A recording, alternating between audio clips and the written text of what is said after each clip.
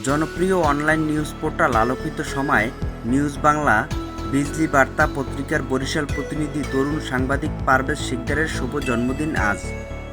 1994 সালে 16 মার্চ বরিশাল নগরীর 26 নং ওয়ার্ড হরিণা ফুলিয়া শিকদার বাড়িতে জন্মগ্রহণ করেন। জন্মদিন উপলক্ষে কেক কাটা কিংবা আনন্দ উল্লাস না করে অসহায় ও সুবিধা বঞ্চিত মানুষের মাঝে রমজানে ইফতার সামগ্রী বিতরণ করেছে।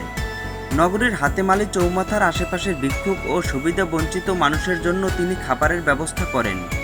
উল্লেখ্য, তিনি কৃষিতে BAGED bachelor of agriculture education degree অর্জন করেছেন।